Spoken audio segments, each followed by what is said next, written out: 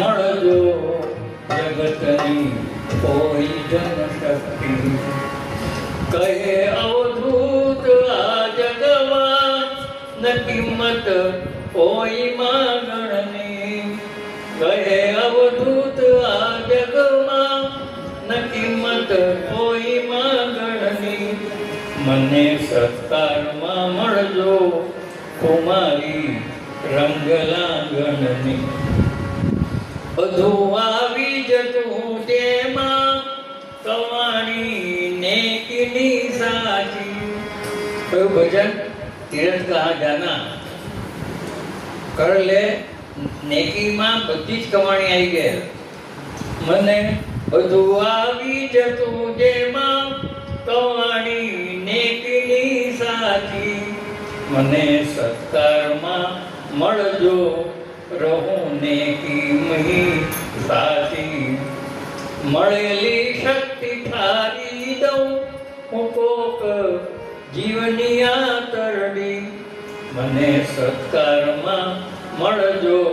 પ્રભુ પૂજનની યાજ્ઞવલ્ક્યનો શ્લોક છે તેન કેન પ્રકારેણ યસ્ય કસ્ય પીડેહિન સંતોષમ જનયેત પ્રાજ્ઞા તદેવેશ્વર પૂજનમ સાચું ઈશ્વર પૂજન કયું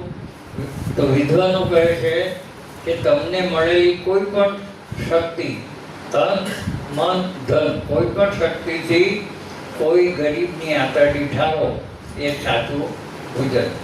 બાપજીએ કહ્યું પહેલું વર્ષ હતા કે જો પાદુકાને પૂજવાથી બધા તરી જતા હોય તો એ પાદુકા તો હું પહેરીને ફરું છું તો હું ના તરી જાઉં પણ બાપુજીએ કહ્યું કરો પૂજન પણ પૂજનને જીવનમાં ઉતારી બતાવો એટલે તમે ઘરમાં પૂજા કરતા હો આરતી કરતા હો ને દીકરાનું દીકરું પડી જાય તો ને બૂમ પાડશો કે આરતી બાજુએ મૂકશો આપણે બૂમ પાડીએ